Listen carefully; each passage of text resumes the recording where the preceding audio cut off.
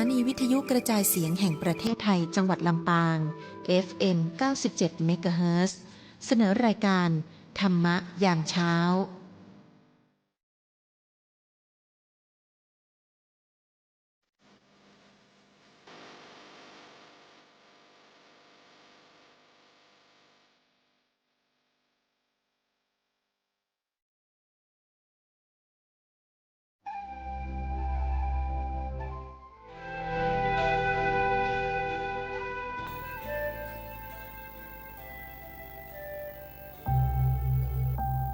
สถานีวิทยุกระจายเสียงแห่งประเทศไทย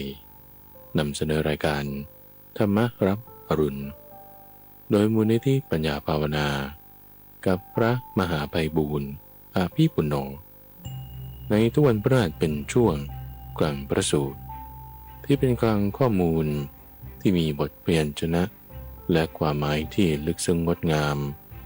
น่าฟังตั้งแต่ต้นให้พ้นจนถึงที่สุดและจบลงอย่างสวยงามเป็นประสูตรเรื่องราวที่มาในพระไตรปิฎกที่เมื่อฟังแล้ว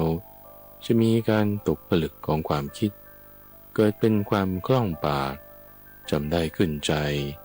แทงตลอดด้วยปัญญาอย่างดีเป็นสัมมาทิฏฐิได้ในวันนี้ก็นำเสนอมหาสุทัศนสูตร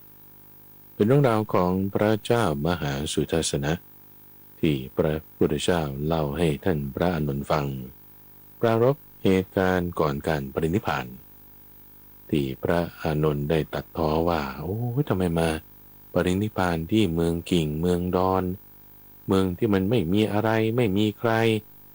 สู้ไปปรินิพพานเมืองใหญ่ๆที่มีกษัตริย์มหาอมาตย์อะไรดูแลอุปถากมากมายนั้นจะดีกว่าพระพุทธเจ้าจึงเล่าถึงมหาสมบัติของพระเจ้ามหาสุทัศนะให้ฟังนี่เป็นตอนที่หนึ่งที่พูดถึงสมบัติของพระเจ้ามหาสุทัศนะที่ว่ามีมากจริงๆมากจนโอ้โธไม่รู้จะมากยังไงในตอนนี้ท่านผู้ฟังจะได้ฟังเรื่องของแก้ว7ประการยังสมบัติอีก10ประการพร้อมด้วยฤทธิ์อีก4อย่างที่เป็นสมบัติต่างๆของพระเจ้ามหาสุทัศนะว่าพระโทมันยิ่งใหญ่มากอย่ามาคิดว่านี้เป็นเมืองกิ่งเมืองร้อนแต่จุดหักมุมยังมีอยู่ท่านผู้ฟังที่จะทำให้เราเข้าใจถึงคำสอนของพระพุทธเจ้าได้มากขึ้นเป็นจุดหักมุมที่เราเห็นได้ด้วยตาได้ด้วยหูจะทำให้เกิดปัญญาขึ้นในจิตใจเมื่อท่านผู้ฟังแล้วก็ไตร่ตรองใกล้ครวญไปดูด้วยว่าสมบัติของพระเจ้ามหาสุทัศนะถ้าเปรียบเทียบกับสมบัติของเรามันเป็นยังไงมากน้อยต่างกันอย่างไรเราจะให้รู้เข้าใจถึงความสุขที่พระเจ้ามหาสุทัศนะนั้นมีแล้วในเอพิโซดนี้จะได้พูดถึงความสุข2อย่างของพระเจ้ามหาสุทัศนะด้วยขอเชิญรับฟังพระสูตรว่าด้วยพระเจ้าจักรพรรดิพระนามว่ามหาสุทัศนะมหาสุทัศนสูตรทีฆนิกายเล่มที่10ข้อที่241มีในสมัยหนึ่งพระผู้มีพระภาคเมื่อใกล้จะปรินิพพานประทับอยู่ระหว่างต้นสาละคู่หนึ่งณสวนสารวันของพวกเจ้ามลกษัตริย์ผู้ครองกรุงกุสินาราซึ่งเป็นทางเข้ากรุงกุสินาราท่านพระนนท์ได้เข้าไปเฝ้าพระผู้มีพระภาคถึงที่ประทับถวายอภิวาทแล้วนั่งณที่สมควรได้กราบทูลกับพระผู้มีพระภาคว่าข้าแต่พระองค์ผู้เจริญพระผู้มีพระภาคอย่าได้ปรินิพพานในเมืองเล็กเมืองดอนกิ่งเมืองเช่นนี้เลยเมืองใหญ่เหล่าอื่นยังมีอยู่เช่นกรุงจำปากรุงราชคฤห์กรุงสาวัตถีเมืองสาเกตกรุงโกสัมพี กรุงพาราณสี ขอพระผู้มีพระภาคโปรดปรินิพพานในเมืองเหล่านั้นเถิดคัตติยมหาศาลพระมหาศาล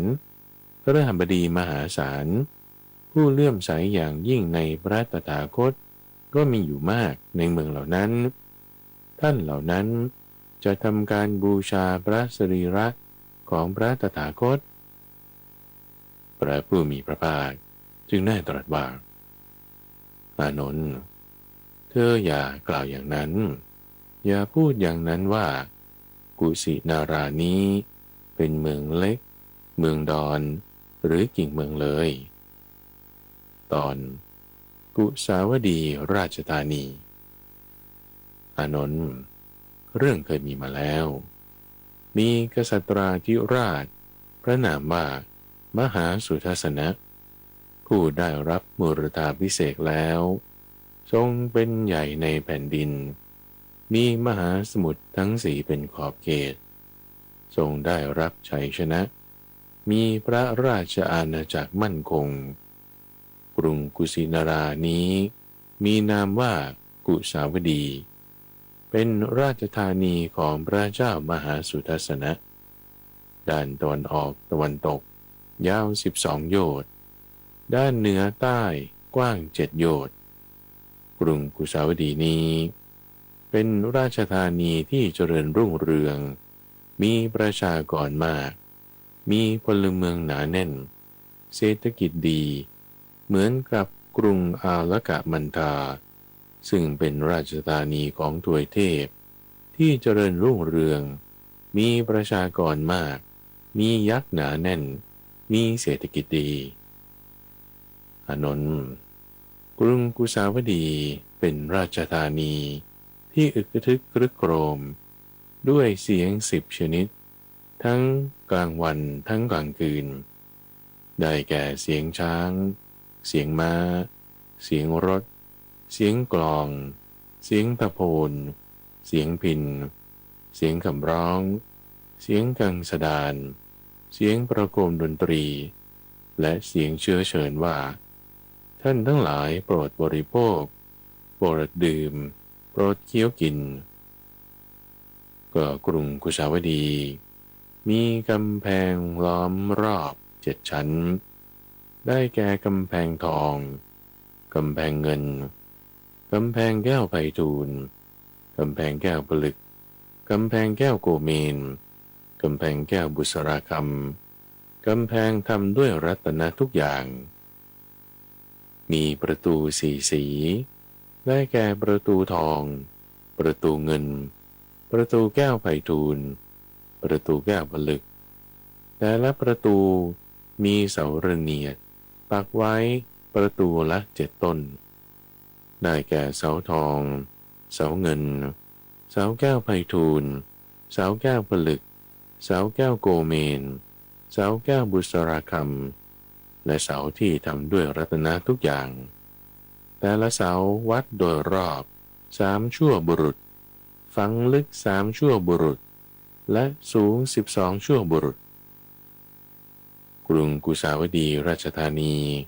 มีต้นตาลล้อมรอบ7 แถวได้แก่ต้นตาลทอง1 แถว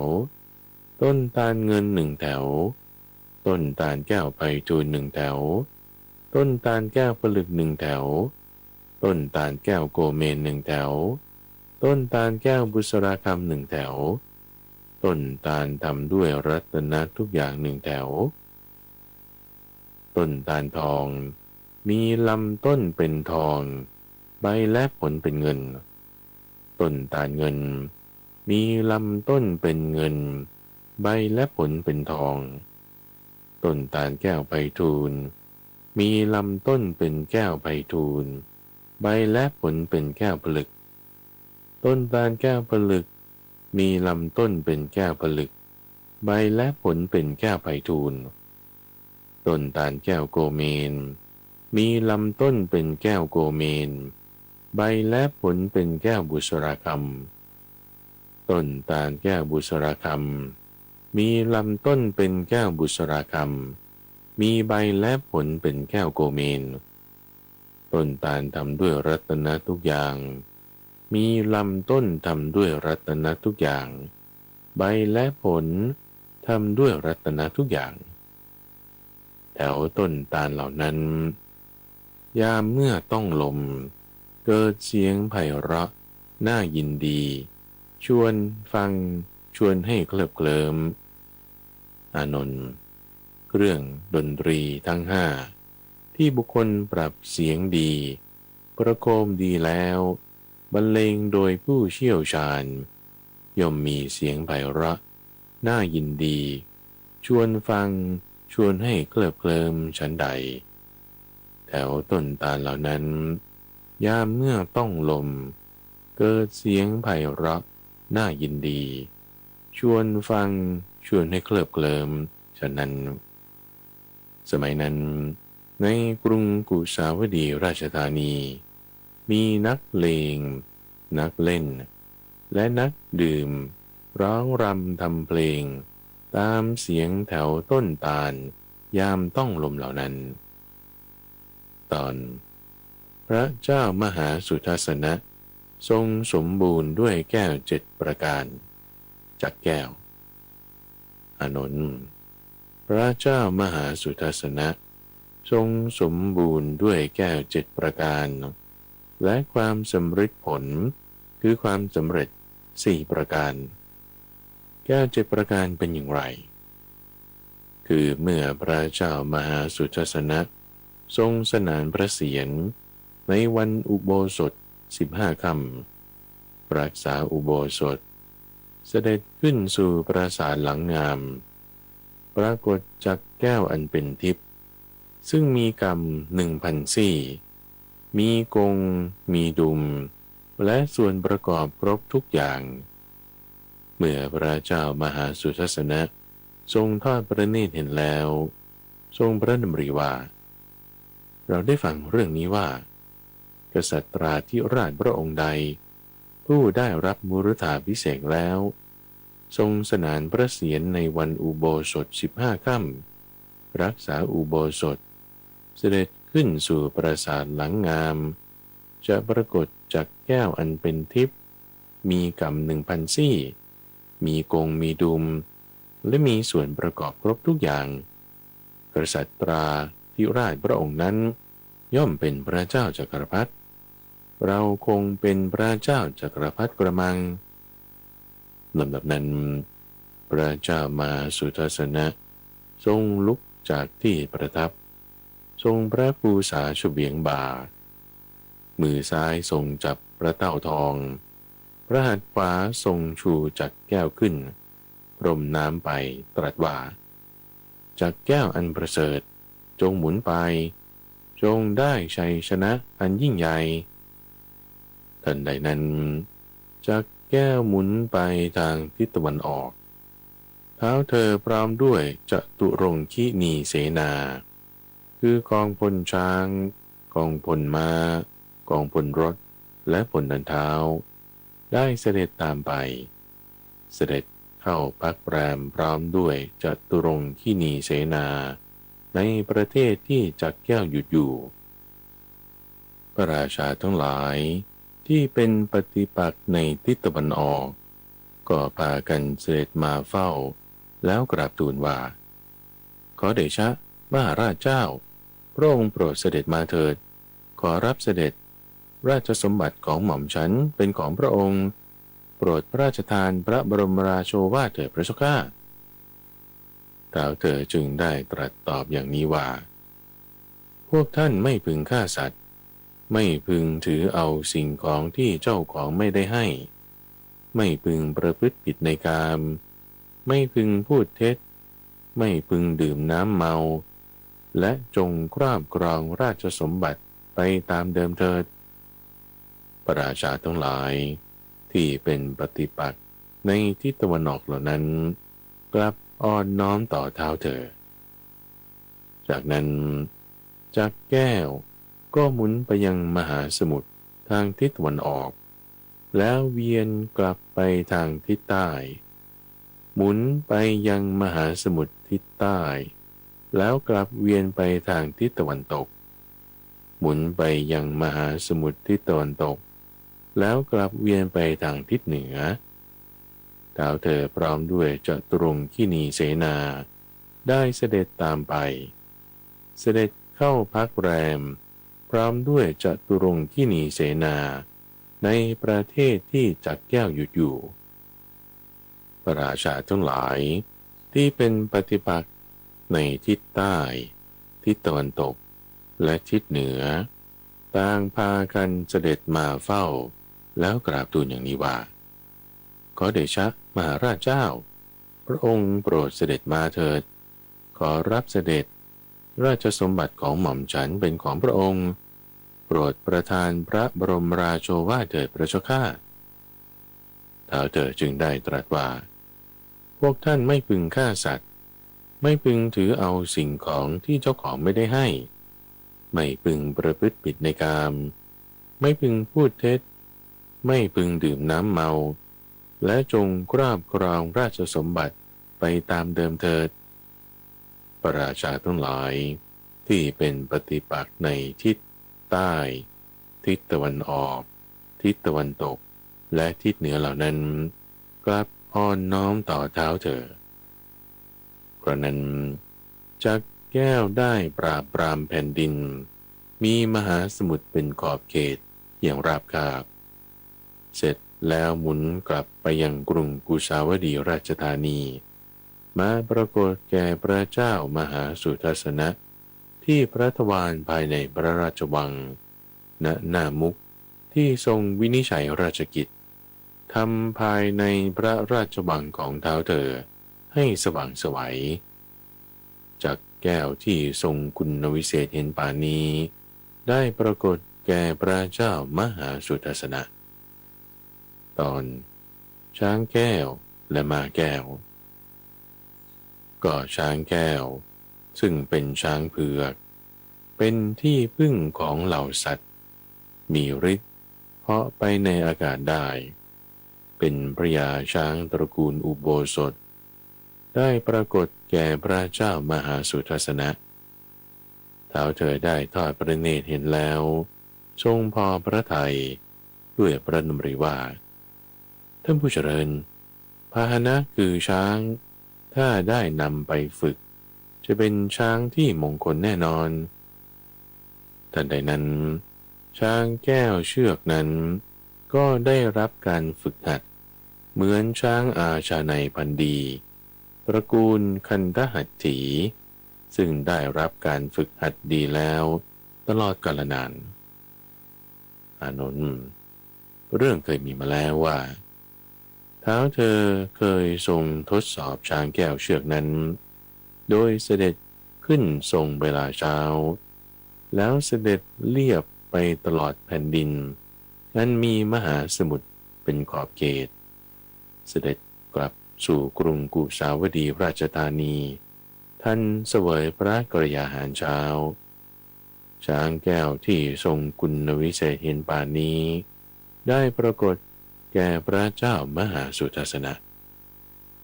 ม้าแก้วซึ่งเป็นม้าขาวศีรษะดำมีขนปกดุจหญ้าปล่องมีฤทธิ์เหาะไปในอากาศได้ชื่อพญาม้าวลาหกได้ปรากฏแก่พระเจ้ามหาสุทัศนะท้าวเธอทอดพระเนตรแล้วทรงพอพระทัยด้วยพระดำริว่าท่านผู้เจริญพาหนะคือม้าถ้าได้นำไปฝึกจะเป็นสัตว์ที่เป็นมงคลแน่แท้แต่ในนั้นม้าแก้วตัวนั้นก็ได้รับการฝึกหัดเหมือนม้าอาชาในซึ่งได้รับการฝึกหัดดีแล้วตลอดกาลนานอานนท์เรื่องเคยมีมาแล้วว่าท้าวเธอทรงเคยทดสอบมานั้นโดยเสด็จขึ้นทรงเวลาเช้าแล้วเสด็จเลียบไปตลอดแผ่นดินอันมีมหาสมุทรเป็นขอบเขตเสด็จกลับสู่กรุงกุสาวดีราชธานีทันเวลาเสวยพระกรยาหารเช้าม้าแก้วที่ทรงคุณวิเศษเห็นป่านนี้ได้ปรากฏแก่พระเจ้ามหาสุทัศนะ ตอนมณีแก้วและนางแก้วก็มณีแก้วซึ่งเป็นแก้วไพฑูรย์งามบริสุทธิ์ตามธรรมชาติมี8 เหลี่ยมที่เจรไนดีแล้วสุกแวววาวได้สัดส่วนแสงสว่างของมณีแก้วดวงนั้นมีรัศมีแผ่ซ่านออกรอบๆประมาณ1 โยชน์อานนท์เรื่องเคยมีมาว่าเท้าเธอเคยทรงทดสอบมณีแก้วดวงนั้นโดยให้จัดหมู่จตุรงคินีเสนาผูกสอดเกราะแล้วยกแก้วมณีขึ้นเป็นยอดธงเสด็จไปประทับยืนในที่มืดยามราตรีชาวบ้านที่อาศัยอยู่โดยรอบสำคัญว่าเป็นเวลากลางวันจึงทำการงานด้วยแสงสว่างแห่งมณีแก้วนั้นมณีแก้วที่ทรงคุณวิเศษเห็นปานนั้นได้ปรากฏแก่พระเจ้ามหาสุทัศนะก็นางแก้วซึ่งเป็นหญิงรูปงามน่าดูน่าเลื่อมใสมีผิวพรรณผุดผ่องยิ่งนักไม่สูงนักไม่เตี้ยนักไม่ผอมนักไม่อ้วนนักไม่ดำนักไม่ขาวนักงดงามเกินผิวพรรณหญิงมนุษย์แต่ไม่ถึงผิวพรรณทิพย์กายของนางแก้วนั้นสัมผัสอ่อนนุ่มดุจปุยนุ่นหรือปุยฝ้ายเธอมีร่างกายอบอุ่นในฤดูหนาวมีผิวกายเย็นในฤดูร้อนมีกลิ่นจันทร์หอมฟุ้งออกจากกายมีกลิ่นอุบลหอมฟุ้งออกจากปากของนางนางตื่นก่อนนอนทีหลังคอยฟังว่าจะรับสั่งให้ทำอะไรประพฤติถูกใจทูลแต่คำอัญชวนให้รักนางไม่เคยประพฤตินอกใจเท้าเธอแม้ทางใจไหนจะประพฤตินอกใจทางกายได้นางแก้วผู้ทรงคุณวิเศษเห็นปานนี้ได้ปรากฏแก่พระเจ้ามหาสุทัศนะตอนพระราบดีแก้วและปรินายกแก้วก็กระบดีแก้วผู้มีตาทิพย์อันเกิดจากผลของกรรมซึ่งสามารถเห็นขุมทรัพย์ทั้งที่มีเจ้าของและไม่มีเจ้าของเขาเข้าไปเฝ้าพระเจ้ามหาสุทัศนะแล้วกราบทูลอย่างนี้ว่าขอเดชะขอพระองค์โปรดอย่ากังวลพระทัยเลยข้าพระพุทธเจ้าจะจัดการเรื่องทรัพย์ให้สำเร็จเป็นพระราชทรัพย์ส่วนพระองค์อานนท์เรื่องเคยมีมาแล้วว่าเท้าเธอทรงเคยทดสอบกระบดีแก้วโดยเสด็จลงเรือลัดกระแสน้ำไปกลางแม่น้ำคงคาแล้วตรัสกับกระบดีแก้วนั้นว่ากระบดีเราต้องการเงินและทองมหาราชถ้าเช่นนั้นโปรดเทียบเรือที่ริมตลิ่งด้านหนึ่งเถิดกระบดีเราต้องการเงินและทองตรงนี้แหละทันใดนั้นกระบดีแก้วจึงเอามือทั้งสองจุ่มลงไปในน้ำแล้วยกหม้อที่เต็มด้วยเงินและทองขึ้นมากราบทูลกับเท้าเธอว่ามหาราชเท่านี้เพียงพอหรือยังเท่านี้เป็นอันทำหรือยังเท่านี้เป็นอันบูชาแล้วหรือยังกระบดีเท่านี้ก็พอแล้วเท่านี้ก็เป็นอันทำแล้วเท่านี้ก็เป็นการบูชาแล้วก็กระบดีแก้วผู้ทรงคุณวิเศษเห็นปานนี้ได้ปรากฏแล้วแก่พระเจ้ามหาสุทัศนะก็ปรินายกแก้วซึ่งเป็นผู้ฉลาดเฉียบแหลมมีปัญญาสามารถทำให้พระเจ้ามหาสุทัศนะเสด็จเข้าไปณที่ควรเสด็จไปให้เสด็จหลีกไปยังสถานที่ที่ควรเสด็จหลีกไปหรือให้ทรงยับยั้งณสถานที่ที่ควรยับยั้งเขาเข้าไปเฝ้าพระเจ้ามหาสุทัศนะแล้วกราบทูลอย่างนี้ว่าขอเดชะขอพระองค์อย่ากังวลพระทัยเลยข้าพระพุทธเจ้าจะถวายคำปรึกษา ก็ปรินายกแก้วผู้ทรงคุณวิเศษเห็นป่านนี้ได้ปรากฏแก่พระเจ้ามหาสุทัศนะอานนท์พระเจ้ามหาสุทัศนะ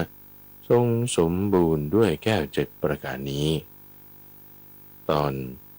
ทรงสมบูรณ์ด้วยฤทธิ์4ประการอานนท์พระเจ้ามหาสุทัศนะทรงสมบูรณ์ด้วยฤทธิ์คือความสำเร็จ4ประการฤทธิ์4ประการอะไรบ้างคือ1พระเจ้ามหาสุทัศนะมีพระรูปงดงามน่าดูน่าเลื่อมใสมีพระชวีวันผุดผ่องยิ่งนักเกินกว่าคนอื่นท้าวเธอทรงสมบูรณ์ด้วยฤทธิ์ประการที่1นี้ข้อที่2พระเจ้ามหาสุทัศนะมีพระชนมายุยืนยาวนานกว่าคนอื่นท้าวเธอทรงสมบูรณ์ด้วยฤทธิ์ประการที่2นี้พระเจ้ามหาสุทัศนะมีพระโรคาพาธน้อยมีความทุกข์น้อยทรงมีไฟธาตุทำงานสม่ำเสมอยิ่งกว่าคนอื่นคือไม่เย็นนักและไม่ร้อนนักท้าวเธอทรงสมบูรณ์ด้วยฤทธิ์ประการที่3นี้พระเจ้ามหาสุทัศนะทรงเป็นที่รักเป็นที่ชอบใจของพราหมณ์และกฤบดีทั้งหลายอานนท์บิดาเป็นที่รักเป็นที่ชอบใจของบุตรทั้งหลายฉันใดท้าวเธอก็ทรงเป็นที่รักเป็นที่ชอบใจของพราหมณ์และกฤบดีทั้งหลายฉะนั้นอันหนึ่งพราหมณ์และกฤบดีทั้งหลายก็เป็นที่รักเป็นที่ชอบใจของท้าวเธออานนท์บุตรทั้งหลายเป็นที่รักเป็นที่ชอบใจของบิดาฉันใดพราหมณ์และกฤบดีทั้งหลายก็เป็นที่รักเป็นที่ชอบใจของท้าวเธอฉะนั้นอานนท์เรื่องมีมาแล้วว่าท้าวเธอเสด็จประพาสพระราชอุทยานพร้อมด้วยหมู่จตุรงกินีเสนาพวกพราหมณ์และกฤบดีเข้าเฝ้าพระเจ้ามหาสุทัศนะกราบทูลว่าขอเดชะมหาราชขอพระองค์อย่าพึ่งด่วนเสด็จไปพวกข้าพระองค์จะได้เฝ้านานๆแม้ท้าวเธอก็ตรัสกับสารถีว่าสารถีเธออย่ารีบขับรถไปพวกเราจะได้เห็นพวกพราหมณ์และกฤบดีนานๆก็ท้าวเธอทรงสมบูรณ์ด้วยฤทธิ์ประการที่4นี้อานนท์พระเจ้ามหาสุทัศนะทรงสมบูรณ์ด้วยฤทธิ์4ประการนี้ตอนธรรมปราสาทและสะโบกรณีอานนท์ครั้งนั้นพระเจ้ามหาสุทัศนะทรงดำริดังนี้ว่าทางที่ดีเราน่าจะขุดสะโบกรณีมีระยะห่างกันสะละ100ชั่วธนูระหว่างต้นตาลเหล่านี้แล้วจึงรับสั่งให้ขุดสะโบกรณีมีระยะห่างกันสะละ100ชั่วธนูที่ระหว่างต้นตาลเหล่านั้นสะโบกรณีเหล่านั้นก็ด้วยอิฐ4ชนิดคืออิฐทองอิฐเงินอิฐแก้วไพฑูรย์และอิฐแก้วผลึกสะโบกรณีเหล่านั้นแต่ละสะมีบันได4บันไดแบ่งเป็น4ชนิดคือบันไดทองบันไดเงินบันไดแก้วไพฑูรย์บันไดแก้วผลึกบันไดทองมีลูกกรงทำด้วยทองราวและหัวเสาทำด้วยเงินบันไดเงินมีลูกกรงทำด้วยเงินราวและหัวเสาทำด้วยทองบันไดแก้วไพฑูรย์มีลูกกรงทำด้วยแก้วไพฑูรย์ราวและหัวเสาทำด้วยแก้วผลึกบันไดแก้วผลึกมีลูกกรงทำด้วยแก้วผลึกราวและหัวเสาทำด้วยแก้วไพฑูรย์สะโบกรณีเหล่านั้นมีรั้วล้อม2ชั้นคือรั้วทอง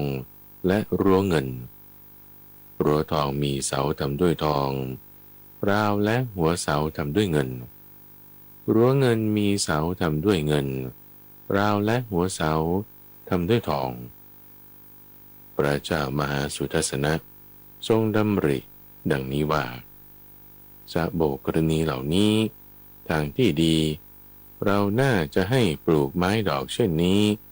คือดอกบัวเขียวดอกบัวหลวงดอกบัวแดงและดอกบัวขาวอันผลิดอกได้ทุกฤดูกาลไว้เพื่อมอบให้แก่ทุกๆคนไม่ให้ต้องกลับไปมือเปล่าจึงรับสั่งให้ปลูกไม้ดอกชนิดนี้คือดอกอุบลดอกปทุมดอกโกมุตและดอกบุญริกอันผลิดอกได้ทุกฤดูกาลไว้เพื่อมอบให้แก่ทุกๆคนไม่ต้องกลับไปมือเปล่าต่อมาพระเจ้ามหาสุทัศนะทรงดำริดังนี้ว่าก็ที่ขอบสระโบกกรณีเหล่านี้ทางที่ดีเราน่าจะตั้งเจ้าหน้าที่นหาปกะประจำเอาไว้ให้ทำหน้าที่เชื้อเชิญผู้มาแล้วให้อาบน้ำจึงทรงตั้งเจ้าหน้าที่นหาปกะประจำไว้ที่ขอบสระโบกกรณีเหล่านั้นทำหน้าที่เชื้อเชิญผู้มาแล้วให้อาบน้ำจากนั้นเท้าเธอจึงทรงดำริดังนี้ว่าที่ขอบสระโบกกรณีเหล่านี้ทางที่ดีเราน่าจะจัดสิ่งของให้ทานเช่นนี้คือข้าวสำหรับผู้ต้องการข้าวน้ำสำหรับผู้ต้องการน้ำผ้าสำหรับผู้ต้องการผ้ายานสำหรับผู้ต้องการยานที่นอนสำหรับผู้ที่ต้องการที่นอนสตรีสำหรับผู้ต้องการสตรีเงินสำหรับผู้ต้องการเงินและทองสำหรับผู้ต้องการทองจึงทรงจัดสิ่งของให้ทานเช่นนี้คือข้าวน้ำผ้ายานที่นอนสตรีเงินและทองสำหรับผู้ที่ต้องการไว้ที่ขอบสระโบกกรณีเหล่านั้นอานนท์ครั้งนั้นพราหมณ์และกฤบดีถือเอาทรัพย์สมบัติเป็นนันมากเข้าไปเฝ้าพระเจ้ามหาสุทัศนะได้กราบทูลอย่างนี้ว่าขอเดชะมหาราชเจ้าทรัพย์สมบัติมากมายนี้พวกข้าพระองค์นำมาถวายเฉพาะใต้ฝ่าละอองธุลีพระบาทเท่านั้นขอพระองค์ทรงรับไว้ด้วยเถิดท้าวเธอจึงได้ตรัสว่าอย่าเลยท่านทั้งหลายนำทรัพย์สมบัติมามากมายนี้เพื่อเราด้วยปลีอันชอบธรรมสิ่งนี้จงเป็นของพวกท่านต่อไปเถิดและจงนำกลับไปให้มากกว่านี้เมื่อท้าวเธอทรงปฏิเสธพวกเขาจึงหลีกไปอยู่ณที่สมควรแล้วปรึกษาหารือกันอย่างนี้ว่าการที่พวกเราจะนำทรัพย์สมบัติเหล่านี้กลับคืนไปยังเรือนของตนอีกนั่นไม่สมควรเลยทางที่ดีพวกเราควรช่วยกันสร้างพระราชนิเวศถวายพระเจ้ามหาสุทัศนะพวกเขาจึงพากันเข้าไปเฝ้าพระเจ้ามหาสุทัศนะแล้วกราบทูลว่าขอเดชะมหาราชเจ้าพวกข้าพระองค์จะช่วยกันสร้างพระราชนิเวศถวายใต้ฝ่าละอองธุลีพระบาทท้าวเธอจึงทรงรับด้วยอาการดุษฎีคือนิ่งลำดับนั้นท้าวสักกะจอมเทพทรงทราบพระราชดำริของพระเจ้ามหาสุทัศนะจึงมีเทวบัญชาเรียกวิสุกรรมเทพบุตรมาแล้วตรัสว่ามาเถิดสหายวิสุกรรมเธอจงไปสร้างพระนิเวศชื่อธรรมปราสาทถวายพระเจ้ามหาสุทัศนะวิสุกรรมเทพบุตรทูลรับเทวบัญชาแล้วอันตรธานจากภพดาวดึงส์ไปปรากฏณเบื้องพระพักตร์ของพระเจ้ามหาสุทัศนะเหมือนบุรุษผู้มีกำลังเหยียดแขนออกแล้วคูเข้าฉะนั้น กราบทูลกับพระเจ้ามหาสุทัศนะว่าขอเดชะข้าพระพุทธเจ้าจะเนรมิตพระราชนิเวศชื่อธรรมปราสาทถวายแด่พระองค์ท้าวเธอจึงทรงรับด้วยอาการดุษฎีคือด้วยการนิ่งวิสุกรรมเทมบุตรได้เนรมิตพระราชนิเวศชื่อธรรมปราสาทถวายพระเจ้ามหาสุทัศนะด้านทิศตะวันออกตะวันตกยาว1 โยชน์ทิศเหนือใต้กว้างกึ่งโยชน์มีฐานสูงกว่า3 ชั่วบุรุษก่อด้วยอิฐ4 ชนิดคืออิฐทองอิฐเงินอิฐแก้วไพฑูรย์และอิฐแก้วผลึกธรรมปราสาทมีเสา 84,000 ต้นแบ่งเป็น4 ชนิดคือเสาทองเสาเงินเสาแก้วไพฑูรย์เสาแก้วผลึกปูด้วยแผ่นกระดาน4 ชนิดคือกระดานทองกระดานเงินกระดานแก้วไพฑูรย์และกระดานแก้วผลึกธรรมปราสาทมีบันได24 บันไดแบ่งเป็น4 ชนิดคือบันไดทองบันไดเงินบันไดแก้วไพฑูรย์และบันไดแก้วผลึกบันไดทองมีลูกกรงทำด้วยทองราวและหัวเสาทำด้วยเงินบันไดเงินมีลูกกรงทำด้วยเงินราวและหัวเสาทำด้วยทองบันไดแก้วไพฑูรย์มีลูกกรงทำด้วยแก้วไพฑูรย์ราวและหัวเสาทำด้วยแก้วผลึกบันไดแก้วผลึกมีลูกกรงทำด้วยแก้วผลึกราวและหัวเสาทำด้วยแก้วไพฑูรย์ธรรมปราสาทมีเรือนยอด 84,000 ยอดแบ่งเป็น4 ชนิดคือเรือนยอดทองเรือนยอดเงินเรือนยอดแก้วไพฑูรย์เรือนยอดแก้วผลึกในเรือนยอดทองตั้งบัลลังก์เงินไว้ในเรือนยอดเงินตั้งบัลลังก์ทองไว้ในเรือนยอดแก้วไพฑูรย์ตั้งบัลลังก์งาไว้ในเรือนยอดแก้วผลึกตั้งบัลลังก์แก้วบุษราคำไว้ที่ใกล้ประตูเรือนยอดทองตั้งต้นตาลเงิน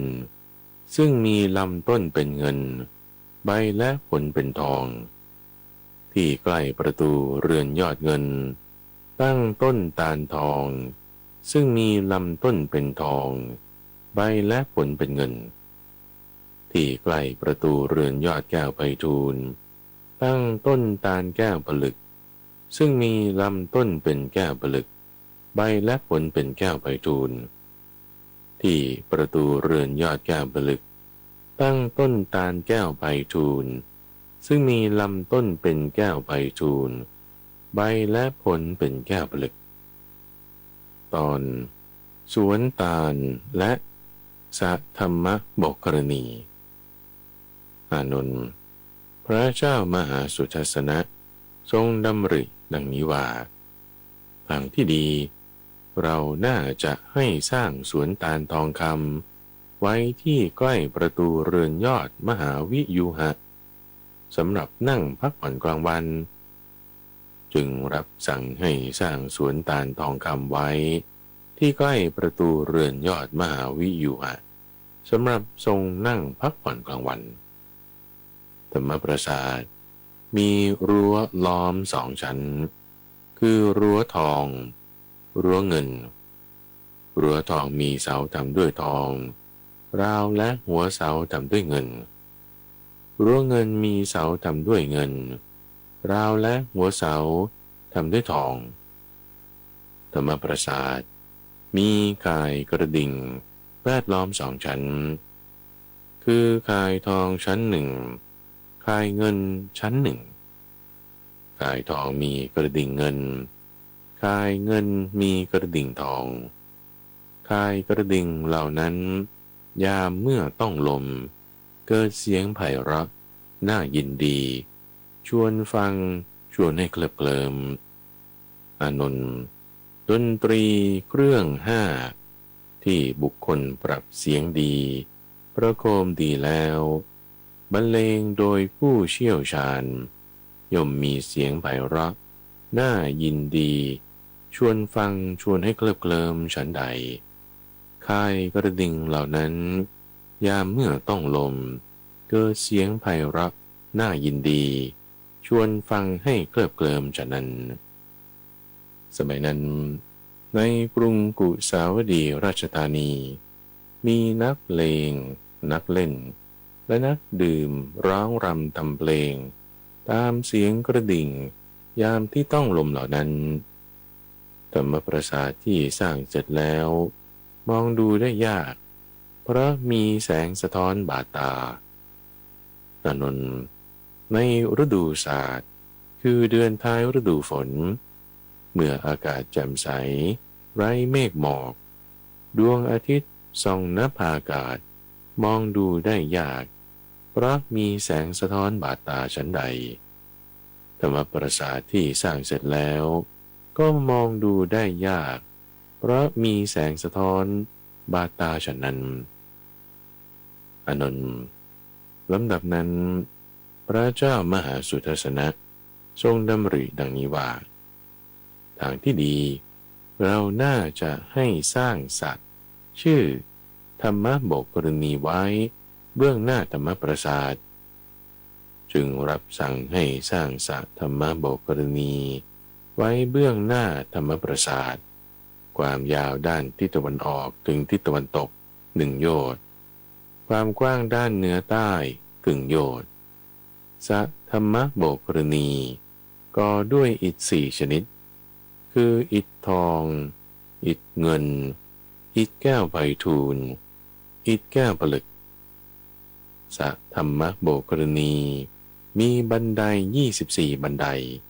แบ่งเป็น4 ชนิดคือบันไดทองบันไดเงินบันไดแก้วไพฑูรย์บันไดแก้วผลึกบันไดทองมีลูกกรงทำด้วยทองราวและหัวเสาทำด้วยเงินบันไดเงิน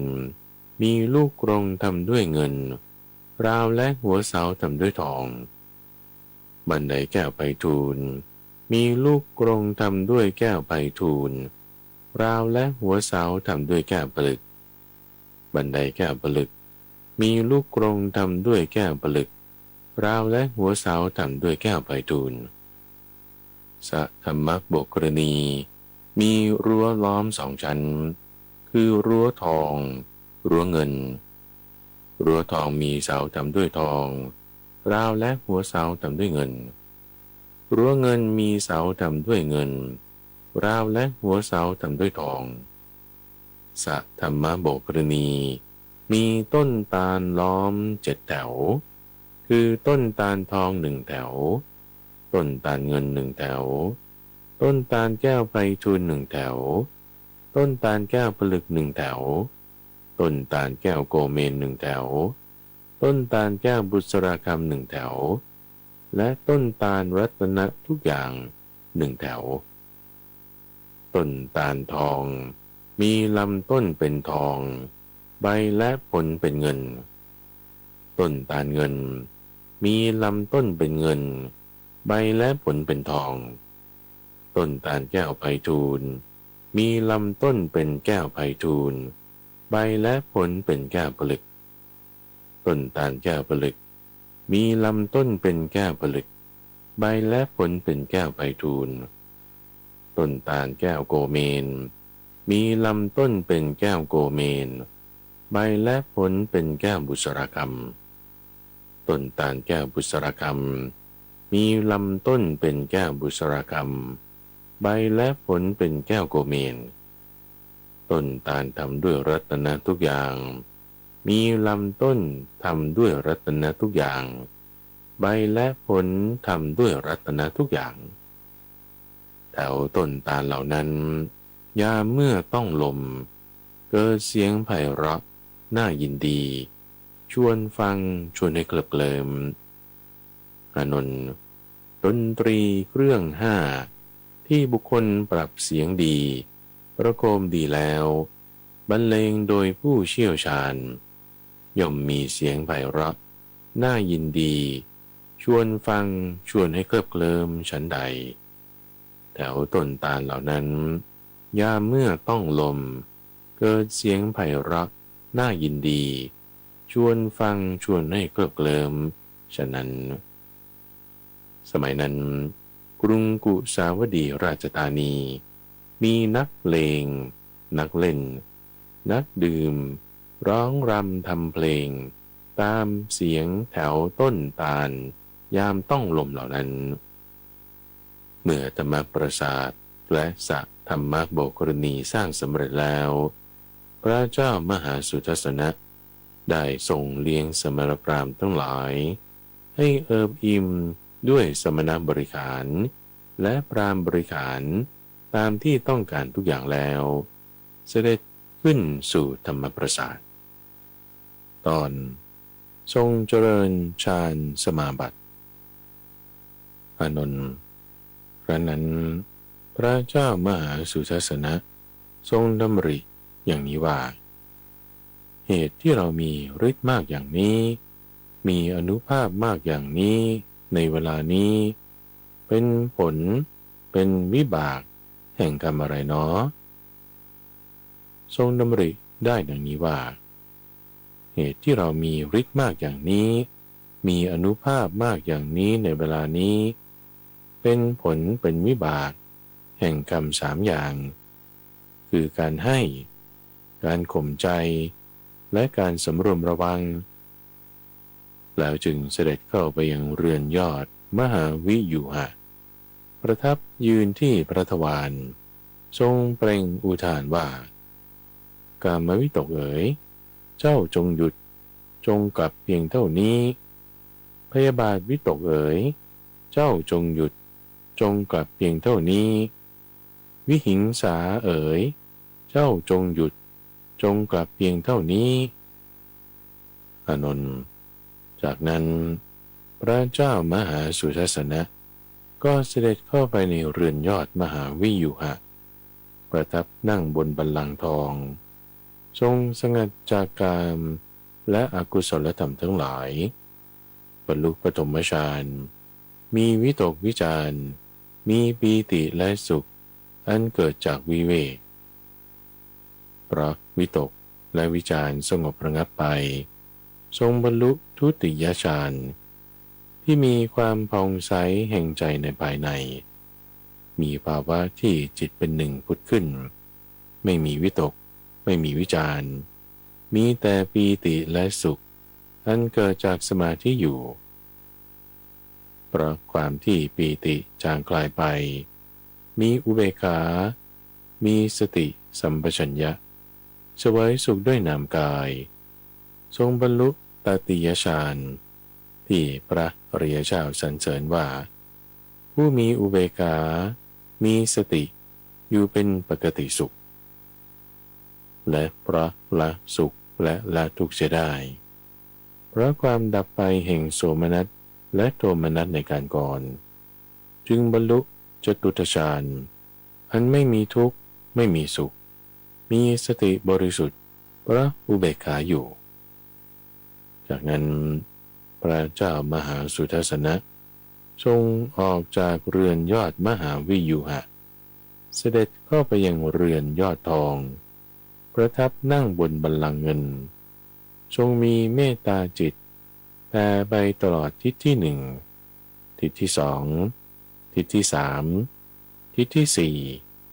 ทิศเบื้องบนทิศเบื้องล่างทิศเฉียงแผ่ไปตลอดโลกทั่วทุกหมู่เหล่าในที่ทุกสถานด้วยเมตตาจิตอันไพบูรณ์เป็นมหคตะไม่มีขอบเขตไม่มีเวรไม่มีความเบียดเบียนอยู่ทรงมีกรุณาจิตทรงมีมุทิตาจิตทรงมีอุเบกขาจิตแผ่ไปตลอดทิศที่หนึ่งทิศที่สองทิศที่สามทิศที่สี่ทิศเบื้องบนทิศเบื้องล่างทิศเฉียงแผ่ไปตลอดโลกทั่วทุกหมู่เหล่าในที่ทุกสถานด้วยกรุณาจิต มุทิตาจิตและอุเบกขาจิตอันไพบูรณ์เป็นมหากตะไม่มีขอบเขตไม่มีเวรไม่มีความเบียดเบียนอยู่ตอนทรงมีเมืองขึ้น 84,000 เมืองเป็นต้นอานนท์พระเจ้ามหาสุทัสสนะทรงมีเมืองขึ้น 84,000 เมืองมีกรุงกุสาวดีราชธานีเป็นเมืองหลวงทรงมีปราสาท 84,000 องค์มีธรรมปราสาทเป็นที่ประทับทรงมีเรือนยอด 84,000 หลังมีเรือนยอดมหาวิยุหะเป็นที่ประทับทรงมีบัลลังก์ 84,000 บัลลังก์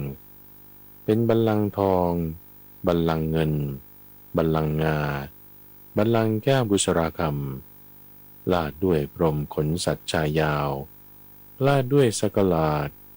ลาดด้วยผ้าปักลวดลายลาดด้วยหนังอย่างดีมีพนักสูงมีนวมสีแดงทั้งสองข้างทรงมีช้าง 84,000 เชือกมีธงทองคลุมด้วยตาข่ายทองมีพญาช้างตระกูลอุโบสถเป็นช้างส่งทรงมีม้า 84,000 ตัวมีเครื่องประดับทองมีธงทองคลุมด้วยตาข่ายทองมีพญาม้าวลาหกเป็นม้าส่งทรงมีราชรถ 84,000 คันหุ้มด้วยหนังราชสีห์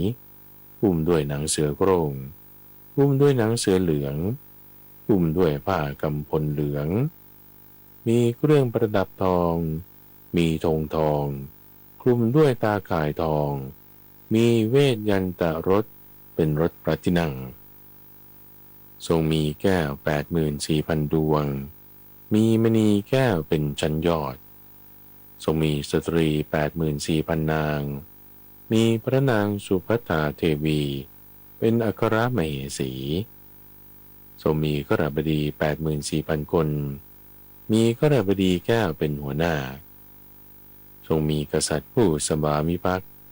84,000 องค์มีปรินายกแก้วเป็นหัวหน้าทรงมีโคนม 84,000 ตัวที่พร้อมจะให้น้ำนมจนสามารถเอาภาชนะรองรับได้ทรงมีผ้าโคมพัดเนื้อดีผ้าฝ้ายเนื้อดีผ้าไหมเนื้อดีและผ้ากำพลเนื้อดีรวม 84,000 โกฏทรงมีสำหรับพระกยาหารที่มีคนนำมาถวายทั้งเช้าและเย็น 84,000 สำรับอานนท์สมัยนั้นช้าง 84,000 เชือกมาสู่ที่เฝ้าพระเจ้ามหาสุทัสสนะทั้งเช้าและเย็นเท้าเธอทรงดำริดังนี้ว่าช้างของเราทั้ง 84,000 เชือกนี้มาหาเราทั้งเช้าและเย็นทางที่ดีควรให้ช้างของเรา 42,000 เชือกมาหาเรา100 ปีต่อครั้งจึงรับสั่งเรียกปรินายกแก้วมาแล้วตรัสสั่งว่าสหายปรินายกแก้วช้าง 84,000 เชือกนี้มาหาเราทั้งเช้าและเย็นอย่ากระนั้นเลยควรให้ช้าง 42,000 เชือกมาหาเรา100 ปีต่อครั้งเถิดปรินายกแก้วจึงทูลรับสนองพระบรมราชโองการต่อมาช้าง 42,000 เชือกก็มาสู่ที่เฝ้าของพระเจ้ามหาสุทัสสนะ100 ปีต่อครั้งตอนพระนางสุภัทธาเทวีเข้าเฝ้าอานนท์ครั้นล่วงไปหลายปีหลายร้อยปีหลายพันปีพระนางสุภัทธาเทวีทรงดำริดังนี้ว่านานแล้วที่เราไม่ได้เข้าเฝ้าพระเจ้ามหาสุทัสสนะทางที่ดีเราควรเข้าเฝ้าพระองค์อีกจึงรับสั่งเรียกพระสนมมาแล้วตรัสว่ามาเถิดพวกเธอทั้งหลาย จงอาบน้ำสระผมห่มผ้าสีเหลืองนานแล้วที่เราไม่ได้เข้าเฝ้าพระเจ้ามหาสุทัศนะเราจะไปเฝ้าพระองค์กันพวกนางสนมทูลรับสนองพระราชสาวนีแล้วอาบน้ำสระผมห่มผ้าสีเหลืองเข้าไปเฝ้าพระนางสุภัตตาเทวีถึงที่ประทับที่นั้นพระนางสุภัตตาเทวีรับสั่งเรียกปริณายกแก้วมาแล้วตรัสว่าพ่อปริณายกแก้วท่านจงจัดหมู่จตุรงคีนีเสนาให้พร้อมนานแล้วที่เราไม่ได้เข้าเฝ้าพระเจ้ามหาสุทัศนะเราจะไปเข้าเฝ้าพระองค์อีก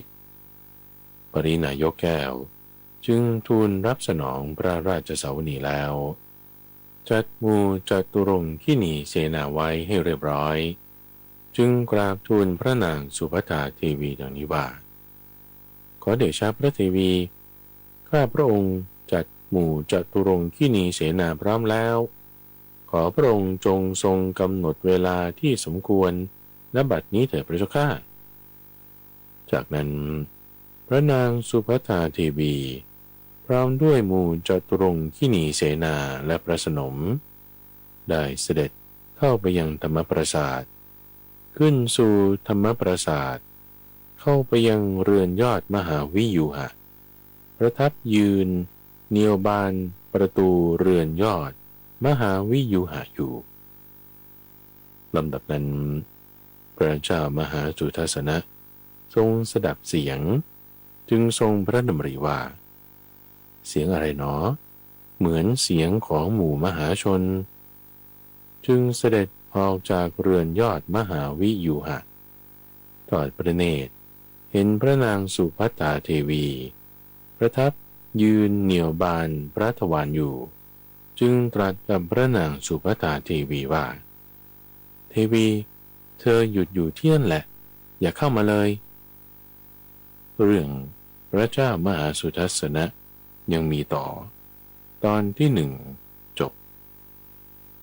และที่ท่านได้รับฟังจบไปนั้นคือมหาสุทัศนสูตรตอนที่หนึ่งเป็นพระสูตรที่มาในทีฆนิกายว่าด้วยความสุขความสมหวังสมบัติของพระเจ้ามหาสุทัศนะในรายการธรรมราบรุณช่วงกลางพระสูตรนำเสนอโดยมูลนิธิปัญญาภาวนาดำเนินรายการโดยพระมหาไพบูลย์อภิปุณโญท่านสามารถติดตามรับฟังช่วงของกลางพระสูตรได้ในทุกวันพฤหัสตั้งแต่เวลา 5:00 ถึง 6:00 น.ทางสถานีวิทยุกระจายเสียงแห่งประเทศไทยหรือว่าในเครือข่ายของกรมประชาสัมพันธ์ตามช่วงเวลาต่างๆหรือรับฟังย้อนหลังได้ในระบบพอดแคสต์หรือที่เว็บไซต์ปัญญา .org panya.org แล้วพบกันใหม่ในวันพรุ่งนี้เจริญพร